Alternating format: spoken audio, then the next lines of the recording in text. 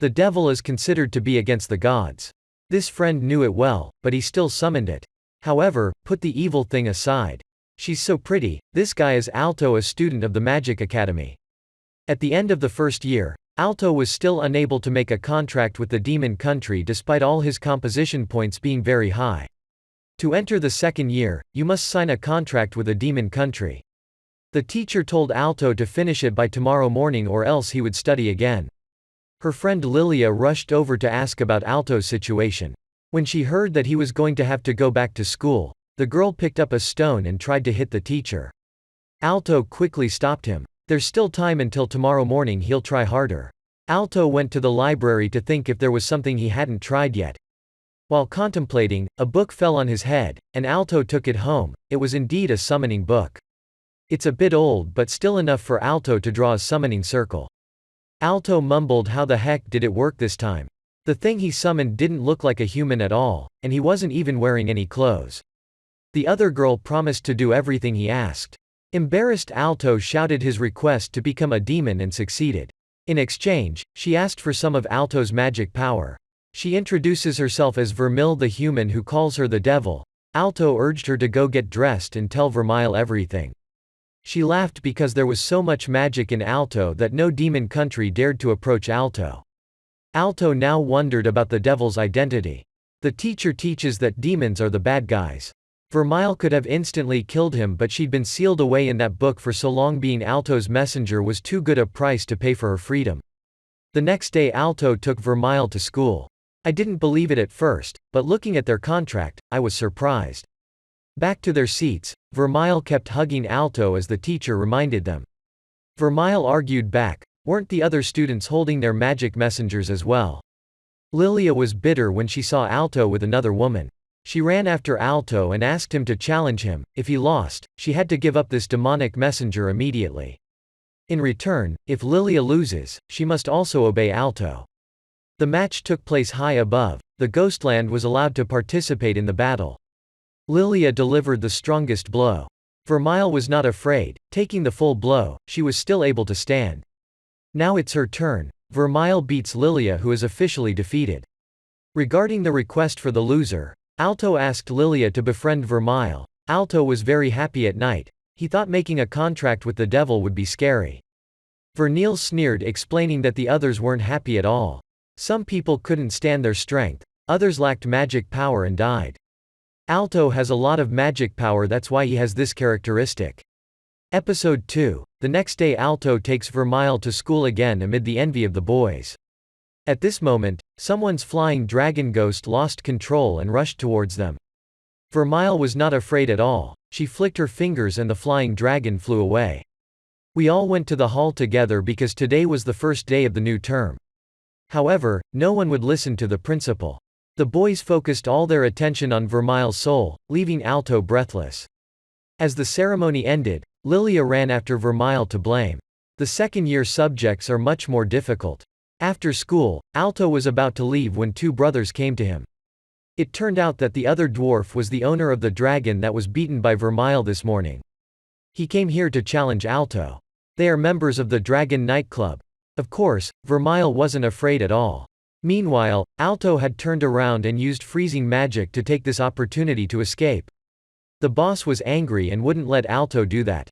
He summons the paladin dinosaur. Lilia blamed them for relying on the strong to bully the weak. They will make Vermeil use his body to apologize. Hearing that Alto stood in front of Vermeil surprised her a bit. The senior attacked, but Vermeil hugged Alto again. When he used attack magic, the power of the magic attack increased several times. Men who failed miserably had to apologize. Back home, Alto still felt the blow from earlier. Vermeil sneered and asked about his dream. She will help you make it a reality. Magicians are divided into many levels, the highest being a special level, and that is also Alto's dream. Vermeil stood up and took off his clothes. If it's just a kiss, it won't be long before he touches his dream. The next day they went to school again. Two people met Alto again. One is the son of a powerful family, the other is his maid. The principal called Alto, Lilia and the maids over. The three of them were excellent, so he gave them the challenge of getting the goblin flowers. The other guy happily followed the maid into the forest, turned around and let the flowers eat him. So the maids had to stay to save them, while Alto and Lilia still went looking for flowers. The way to that flower is guarded by a three-headed dog. They couldn't deal with such a high-level demonic beast. Lilia drank the invisibility potion to sneak past it. This makes the body invisible, but the clothes are still not. She crept closer to the dog, though she couldn't see it, but it smelled it and attacked Lilia. Alto, who had been pumped with magic power, stepped in to help. He urged Lilia to go get the flower so he could stop it. Of course, Alto couldn't fight back and had to rely on Vermeil to deliver the finishing blow. Lilia had picked the flower she gave back to Alto. At this point, the invisibility potion wears off.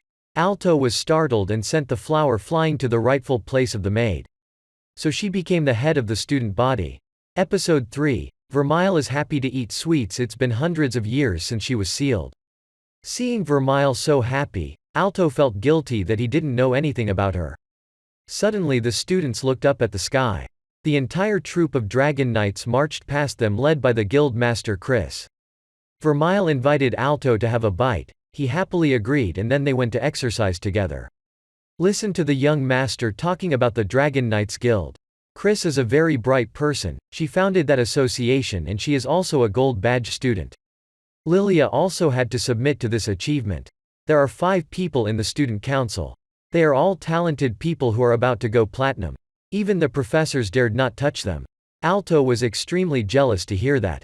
Lilia was still very confused about Vermeil confiding to the maid. Even the student council couldn't take down the three-headed dog with one hit. Alto must have something to hide from her, turned around and found Vermeil gone. She ran through the men's locker room. Alto reminded Vermeil. The last scuffle made the student council take notice not to let things go any further. At this moment, the student council passed by. Alto looked at them with admiration. That night when Alto went home, he still remembered them. Vermeil ducked into the bathroom, pressing Alto against the wall.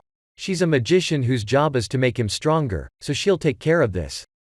Meanwhile, Rex is being bullied by the student council girl. Rex has had enough. As Vermeil said, this guild is just for bragging. He would leave the guild, speak out, and then be beaten to the point of being hospitalized. Alto's group heard the news and ran to visit. Rex has left the Dragon Knights Guild. Hearing what Rex had to say, Alto decided to challenge Chris to a duel. Chris was quite surprised. The match begins. Chris summons his dragon. Alto kisses Vermeil, taking strength from her. He shot a tape to attack Chris without seeming to be successful. Chris fired flame bullets at him. Vermeil covered Alto with his body. Vermeil's injury proves that Chris is very strong. Alto continued to attack but Chris was able to neutralize it. Sensing that the situation was getting worse, Vermeil told Alto to give his all. The attack was so strong that it took half the field, but it wasn't enough to defeat Chris. Chris was impressed when she got her to the dragon riding water. She began to counter-attack Alto. He can only run. Alto shot back but Chris dodged. Chris controls the dragon very well. She still gave Alto a chance to retreat. Alto was angry why Chris looked down on others like that. Vermeil shouted for Alto to gain more energy. If that's the case, she will give this little Chris a really painful punch to remember for life. Everything she said was not wrong. However, for Alto the mage was a companion to the mage, not an object to control. You'll prove it to Chris.